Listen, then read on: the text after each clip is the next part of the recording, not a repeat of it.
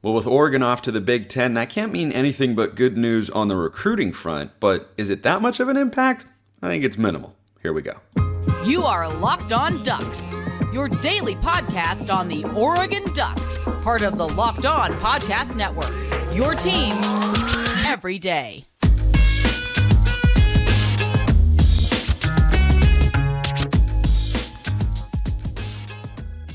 Yes, it is that time once again for Locked On Ducks. I'm your host, Spencer McLaughlin. Thank you so much for making this your first listen or your first view of the day. Part of the Locked On Podcast Network, your team every day, and your number one source to stay up to date with the Ducks.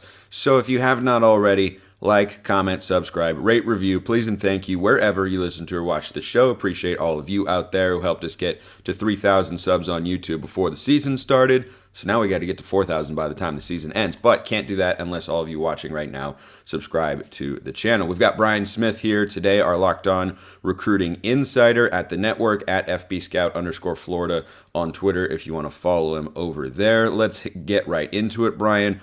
I don't think it's a negative on the recruiting front for Oregon going to the Big Ten. I think it's a positive, but anyone expecting cataclysmic shifts in Oregon's recruiting potential, I think is getting their hopes up for nothing, because I look at the landscape of recruiting right now and I say Oregon can already pull kids from Maryland and Texas and Florida and Mississippi or Michigan or all over the place.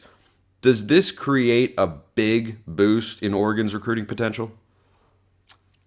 Big would not be the word I would go with. I would say it's more quality. They're going to be in the backyard of a lot of areas that they weren't before. The Big Ten, by the way, is such a terrible, terrible phrase now because it's the national conference. It is not the Big Ten. They can call it whatever they want. But think of it this way. When Lanning and the Ducks go to Rutgers, whenever that happens, they're going to be scouting Philly, New York, D.C., and all the Camden, all those areas, and there's a lot of ball players. You get more eyes on the prize. People see the Oregon gear on the sidelines. This matters. I talked to recruits about this, but they're already going to be there anyway. You go like a day early, especially for a cross-country trip. I'm not sure. This is something you ought to find out about. What do they plan on, or if they've even talked about it? When do they plan on leaving, for the Maryland game or the Rutgers game? Those are not friendly. It's a long flight. It's hard on the body, yada, yada, yada. There's all kinds of studies about Pac-12 teams playing in the NCAA tournament on the East Coast and like getting the opening game and doing terrible. So all that stuff. So I bet you they go early. And to do that, they also get the advantage. On Thursday, they go see recruits, and on Friday, they do. You go to the schools one day and then the next. I think that's the advantage, but it's not going to be quantity. It'll be that dude. The one kid that had an interest, like you mentioned, about Oregon already, they're going to get more information. They're going to be more hands-on. They're going to have more recruiting information because Oregon is freaking there. The local newspaper is going to cover it. Rutgers is playing Oregon. You have previews, all the websites, etc. That's where the benefit is. It's just going to be through osmosis. Even if it's one kid, if it's a 4 or 5 star kid, it's a corner, then the Big Ten really helped Oregon. It's not quantity, it's quality. Okay. I like your perspective there. And just to emphasize the point that I made at the beginning of this show, Oregon has 2 kids in this cycle who have committed from Baltimore, Maryland. And Dante Thornton, once upon a time, committed to the Ducks from Baltimore. Those 2 players, by the way, Ife Obadegwu, the 4-star corner, and Michael Van Buren, the 4-star quarterback in the 2024 cycle. But you touched on something I hadn't necessarily thought about before, and that's road trips serving as kind of recruiting opportunities. Is that something that takes place often now, or you think is going to become more frequent in this weird national conference world of realignment? This has been going on longer than you've been alive. Okay. It's just not talked about. Like, well, let me put it to you in perspective. I'm a Notre Dame fan, and they recruit nationally. One of the reasons they've often played games in Texas, California, and Florida isn't just because they want to be in those warm weather states. They want to go the day before. Look, Michigan, Ohio State, etc. There's reasons for it. They book all these packages for fans to go to hotels and the schools make money. Recruiting for the coaches is huge. We're going to be there anyway. Why wouldn't we go 12 hours earlier, go to the high school, get transcripts, find out about the underclassmen, watch some film with the coach? That's been going on forever. with Oregon being in the Big Ten, and Oregon's not afraid to play teams anyway, but they'll be playing more in the Midwest and East. Why? Like if you stop in at Northwestern, Chicago has players. This just in. Would you not? Why would you waste the trip and not go scout? Why not? I mean, Oregon recruits nationally anyway. What do they sign? 3 kids a year from Oregon? Maybe. That's like the high end, I think. That's what I mean. Like they, ironically, like Notre Dame, they have to recruit nationally. The state that they are in just doesn't have enough kids. It's worse than Indiana by far. So you have to go out and get kids. This is an advantage for them logistically. You're going to be in Illinois. You're going to be in Ohio. Ohio, like this is something people don't know. I know this from people on Ohio State staff. They are not hitting that state like they used to because the population has moved further down to where I'm at. They don't recruit as many kids in Ohio. I bet you money there will be an Ohio kid go to Oregon within the next 3-4 cycles. I guarantee it. Yeah, and they don't have anyone committed from the state of Ohio right now. The state breakdown for Oregon's 2024 class, there are 3 kids from the state of Oregon, and I can't see that going higher than 4. Honestly, Brian. It's a good thing if they can get that many, but yeah, you're probably right. Yeah, I don't think it'll go beyond 4 for the state of Oregon because, like you said, there just aren't that many high caliber blue chip prospects coming out of Oregon State high school football. But the breakdown for the 2024 class right now: 7 kids from the state of California. I don't expect that to change much, especially with USC and UCLA being in our conference as well going forward. I expect that to stay the same. 3 from Oregon. 3 from Texas, 2 from Arizona, 2 from Maryland, 1 from Alabama, 1 from D.C., 1 from Missouri, 1 from Oklahoma, and 1 from Washington. So you have, I think, a pretty strong reach. As we talked about, like the Ducks have the ability to recruit nationally, but you talked about, that one kid that you might be able to play a game in front of or to go talk to when you're on the road, make an in-person visit or something of that nature, because as we know, recruiting just doesn't stop 24/7, 365. But how much could it potentially elevate Oregon's recruiting potential? Because we saw him get the number 6 class in 2021. They've been top 5 at times in 2024. They've since fallen back. They're sitting at number 12 in the 2024 composite rankings on 24/7 Sports. Does this? I mean, I'd say their ceiling was probably a top 5 class, like absolute best possible outcome in recruiting. It still kind of feels like that's the ceiling. Like, this doesn't mean they can get a number 1 class easier than they could have before, right? False. You only need that one guy. The end of the recruiting classes, and this is from somebody that's been in those meetings and discusses how the final breakdown will go. If you get one more kid that is a top 5, like David Stone, we'll just use him because he's constantly mentioned. You add him yearly, you're going up a couple spots in the rankings conservatively. If you get 2 of them, you're in the hunt for number 1. The bottom, like if you go look at the rankings anytime in the last 8 years, it's going to be about 4 schools that are at the top. We all know who they are. Every year, it's the same little group because they get all the key D linemen. And I constantly mention D linemen on your show. That is not coincidence. You have to steal something from Georgia, Alabama, Clemson, Ohio State. In that area of the country, it's awkward as all get out, but that's why they win. They have a monopoly on elite defensive linemen right there in the Georgia, South Carolina, Alabama area where they come from. So if you get 2 of them over, let's just say a 2-year cycle, they get a kid out of Alabama and they get a kid out of Mississippi or whatever. If those are true bona fide 5-star kids, that's great. If you got them out of Ohio, it doesn't matter where, but now they're getting more travel anyway. It's just going to be easier. They're going to see more kids. They're going to make better evaluations because they're in front of them. This is going to be easier. The likelihood of getting that, not numbers again, this is key, elite player. Now, they might change a little bit of where they get kids from and state. There could be a little of that. It'll probably be a little more Midwest-based, and that's fine. Elite player. They get to pick where they want to go. Like I talked to David Stone the other day when I was at IMG and I interviewed him like you're talking to him. He's like over it, but he's overwhelmed because he has so many options. Well, good for David, but if more times you get in front of him, the better. That kind of kid lives in Ohio. That kind of kid lives in Chicago. He just happens to be from Oklahoma. They're going to get more chances at kids like that now because in Oregon, how many elite defensive linemen in your lifetime have there been? from the state of Oregon. From the state of Oregon? Even one? I honestly don't know. It could be.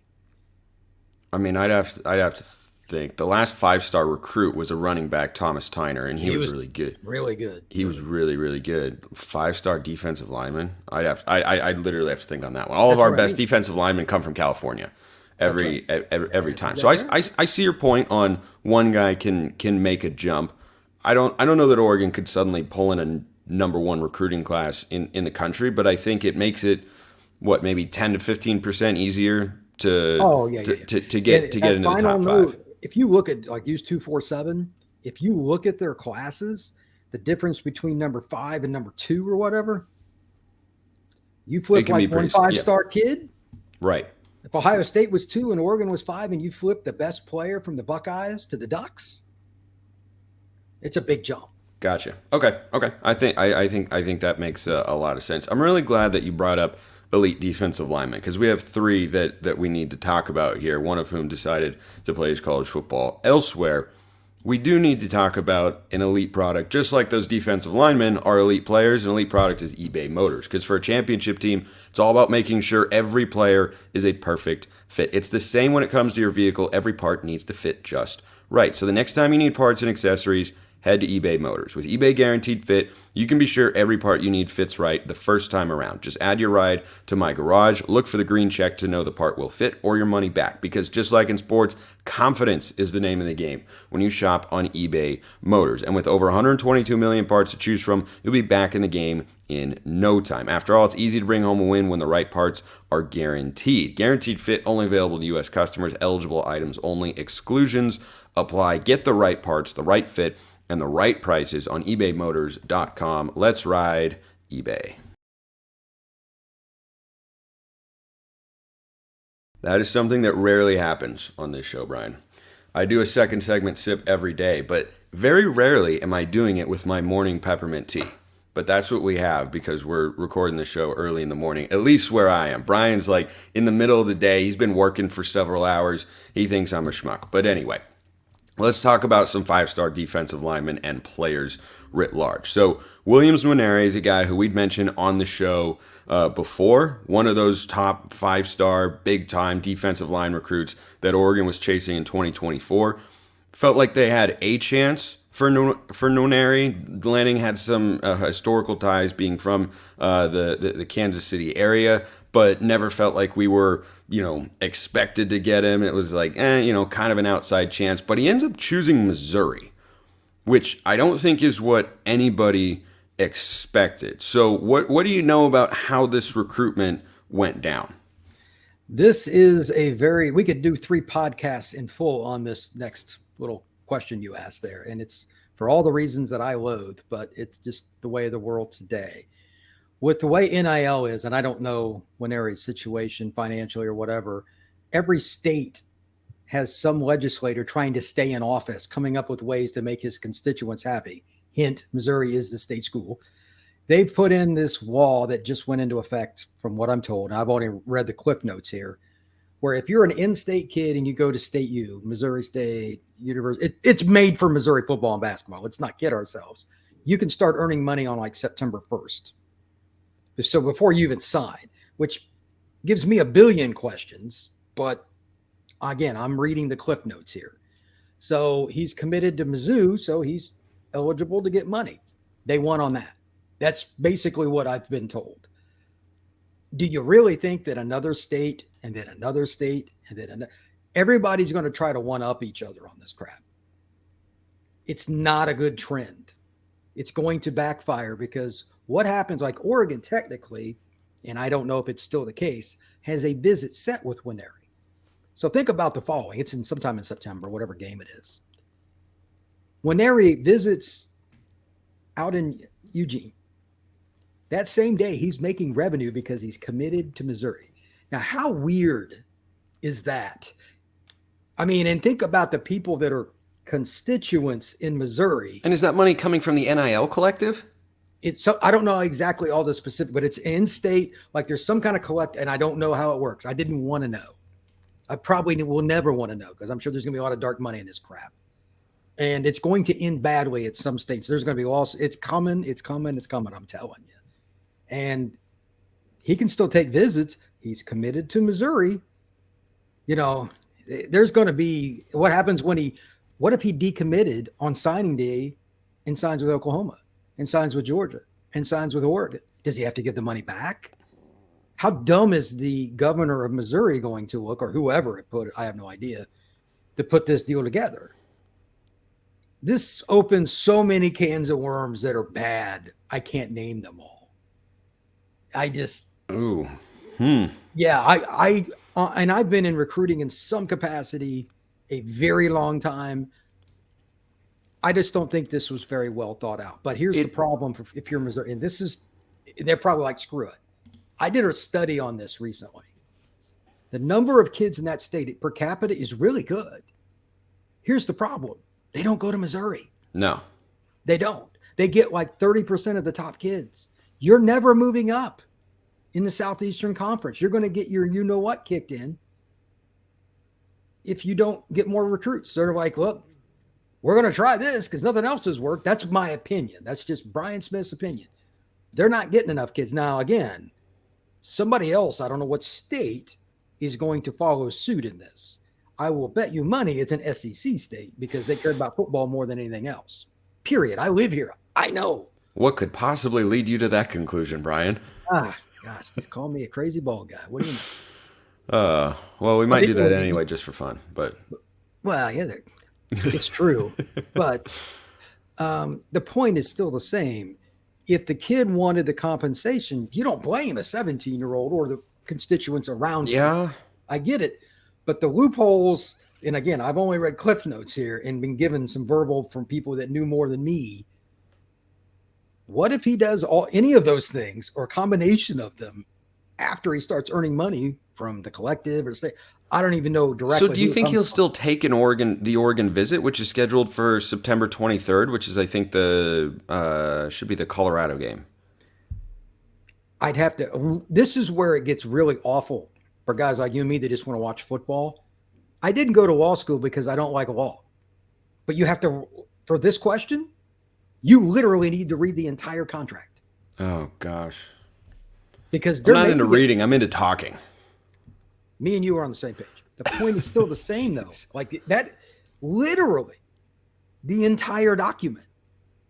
He gets X if he does Y. He gets, you know what I mean, A if he does B. Is there something in there about him not being allowed to take visits? Boy, that sounds a lot like an incentives-laden contract in the NFL. Well, I mean, think about it from Missouri's perspective. If you're going to give this kid money and he's going to go to your institution, and let's be honest, it's like state institutions from what I'm told. We know it's Missouri. There's other state schools, but it's Missouri. Southeast Missouri State, they're not concerned about it. They can say whatever they want. They don't. It's to keep kids like him at home. It is straight up that way. And here's the other part of this, and I'll just use a similar. The state of Texas kind of likes football. They have ridiculous amounts of money there because of oil. It's the richest state in the country by a mile that's in the continental 40. I don't care what anybody says because oil is oil. They have people that want to give all these kids money to stay at Texas and Texas A&M and otherwise.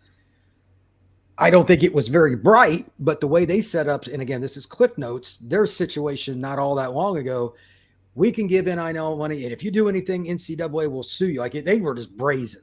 That is just asking for another state, not the NCAA, to sue you because you're doing an inducement. You're just, I mean, it's coming. These are, we all know these are inducements. We all know they are. I'm in the back, like there's a kid getting ready to commit. I was told was going to get $500,000 a year from a school, not total, a year. And I'm like, he's going to get what? You know, like it's going to change where he goes. You know, the thing that I wonder with that, like I understand you got to put money into programs and now you have to play these sorts of games, but is there an 18-year-old kid that hasn't taken a snap of college football that's actually worth $500,000 a year? Like it just seems we've had, how many times in your career has the number one overall high school recruiting prospect not worked out? Several times. Yeah. Like there have been many. I think what was it? The Panthers guy who Kyle Allen. Kyle Allen was like the top quarterback in coming out of high school in the country. He made it to A&M. I think he made it up transferring and all. Yeah, exactly. It didn't. What JT Daniels was a 5-star quarterback. He's playing at Rice this year. It's his 4th school. He's been to USC, Georgia, West Virginia, and now Rice. Like, I that's what I wonder, is if there isn't at some point going to be a market correction, because it feels like there's an overpayment. It reminds me of streaming. Everybody got into streaming because it was so big, but then there was too much content, and now they're at the point where they can't make any money. And it just seems to me that it is moving so rapidly in that direction where, I'm sure some Oregon fans remember, and we're going to get off this in just a sec because I know we've kind of exhausted, but Nico Iamaleava reportedly got a multi-million-dollar NIL deal from Tennessee. He was a 5-star quarterback that Oregon was looking at for the 2023 cycle. Yeah. And I was just like, many millions. That kid has never thrown a college pass. And you're telling me that there are people willing to pony. I mean, it's their money and all. But is that a consistently wise investment where you're getting the ROI that you want? I struggle to see that because, as we know, there is no perfect way to evaluate football talent. The NFL can't do it. Colleges can't do it. 5-stars whiff every single year. Every single year. Like, Jordan Birch could be a really good player for the Ducks. He wasn't a full 5-star recruit the way he was recruited and hyped up to be at South Carolina. He was a good player. He wasn't a dominant player over there. So I just wonder how all that will go. Okay, we have a couple more names to talk about here on the show. That, ladies and gentlemen, is what you call a tangent. And we got off on one. So the 5-stars that Oregon's going after for next year: Brandon Baker, number 1 offensive tackle; Aydin Breland, top 3-5 defensive lineman. Both play for the same high school, which is just unfair. That's not fair. It's been that way forever at Monterey. Yeah, I know, but it's just that's unfair. So can you imagine their practices? Be great. Oh my gosh, that'd be awesome.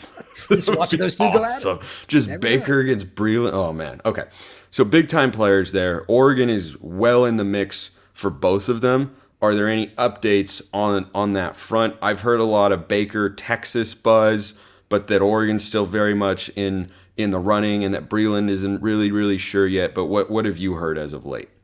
That's similar, and I'm to the point I don't care anymore. I'm not going to hide under the rug. This is all NIL. Wherever those two go, it's going to be NIL. It's not recruiting with those two. There's no political correctness here. I was told on one kid named Breland, there was another school who is not an upfront NIL school that he was high on, and then they told him they weren't going to pay, and they got cut. Just out of the running immediately. That's what's going on. There's a group, and I'm going to write an article on it that I'm going to get hammered for pretty soon, and or do a podcast. It's going to be called the NIL schools. Oregon is one of them, and it's the NCAA has no what to stop anybody. They just want the money.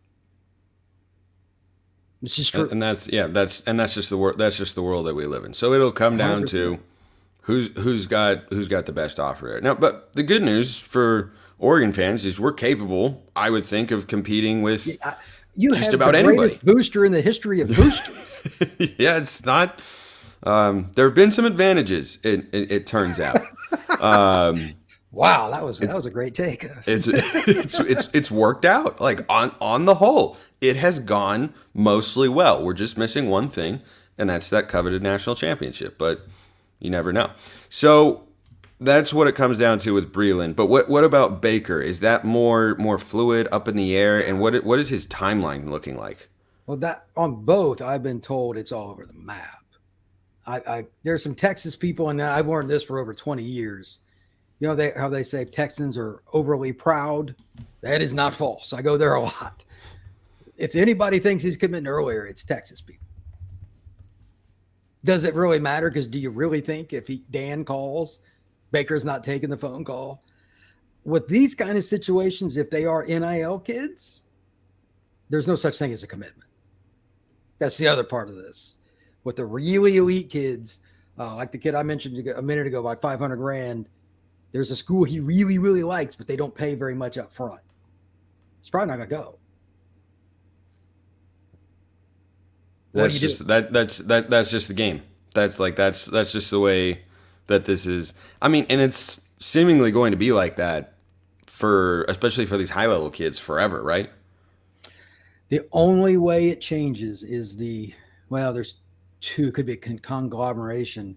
Somebody in Congress who pisses off their constituents throws down on somebody and lights the NCAA on fire, because the NCAA just wants the money.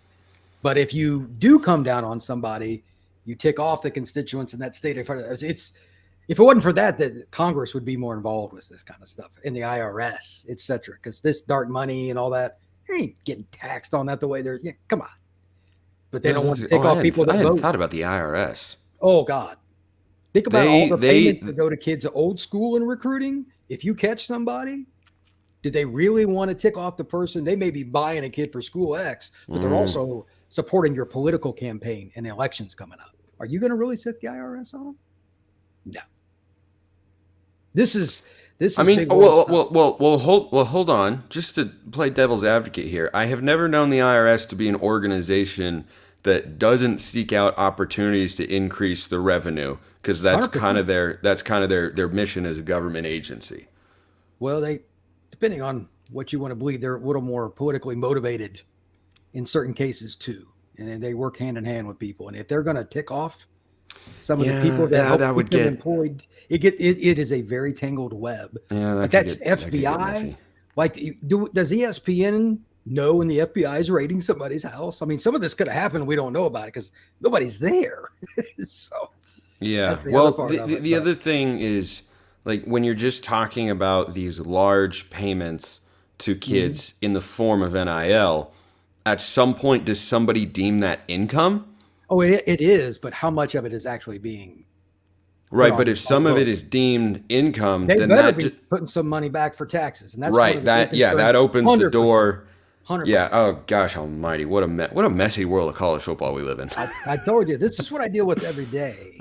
I deal with a lot of kids that come from nothing. They don't have the right advice around them a lot of the time. That's one thing that I've long lamented, is I feel like on the recruiting trail there are people who will get in kids' ears and will give them advice that they will tell them is in their best interest, but is actually in his best interest, and that's unfortunate. Let's end the show with some normal recruiting talk here. So, the big news a few days ago when Dakota Fields committed, I don't remember what day it was that he gave a quote, and you can choose to put as much weight behind it as you like, that, well, it was all about the Big Ten move. He flipped from USC to Oregon because it was all about the Big Ten move. And that's good and fine. But to your point, quality is what Oregon will be able to increase with a couple of kids like this. Maybe that is actually how he felt. Maybe it's just fodder for Oregon in the Big Ten move. I don't really know for certain, but he flipped to Oregon from USC. So he's another 4-star corner in the 2024 cycle. He is Oregon's one of their 5 highest rated commits in next year's class at this point in time. So what did we just get here in Dakota Fields, Brian? Number one is versatility. Anybody that flips on the film will see a kid that's a striker, but he can cover pretty darn well for a kid that can play corner, that has the long arms. I was surprised at how well he changed direction. So that brings up the great pondering.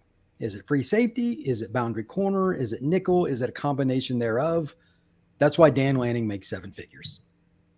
They'll figure that out once he gets to campus. But that's when you don't know, sometimes it's good. Because I think he can play multiple. How much he wants to pick up the defense and learn wherever the other guy is, that'll lead him more towards free safety. But if he's the guy that just wants to do his own thing, you leave him more corner. Those things take care of themselves after they reach campus. So he has the physical tools to do either, though, which gives the Ducks a very good football player. He should be a multiple year starter, to be honest. So he has NFL potential. You can't teach his length.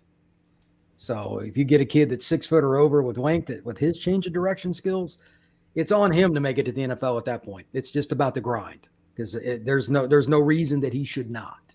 So that's a good football player right there, my friend. Well, I'm interested to see where he would land in Oregon's defensive back rotation, because the Ducks are going to lose a couple of players in the secondary after this season but there are going to be some other guys waiting in the wings. Cole Martin impressed everybody in the spring game when he showed up, a freshman 4-star corner. You have Dalen Austin and Roderick Pleasant on campus now in fall camp, who look like they could be players in the secondary going forward. You have, I think, Triquez Bridges has got another year of eligibility. I have to double check that. There are a lot of names in that room, but it sounds like Fields could certainly be a player. And the versatility component is maybe what's most interesting, because you're going to lose Evan Williams at free safety and Steve Stevens at free safety after this year, and eventually Dante Manning will be out of eligibility and kids might transfer out, and you never know. So I like hearing the versatility component, because we run a base defense that's got 5 defensive backs on the field. So having guys that can kind of move around, or at the very least, if he becomes a shutdown cover corner, having the ability to do what we did with Gonzo a year ago, which is have him just shadow the other team's best receiver, playing the slot, playing the boundary to the field side. I think that's all good news for the Ducks. Brian Smith is always good news here on the show, our Locked On Recruiting Insider at FBScout_Florida on Twitter. Brian, thank you so much as always. Thank you, sir. Appreciate everyone listening. I'll see you next time. Have a wonderful rest of your day and a great weekend. And until then, go Ducks.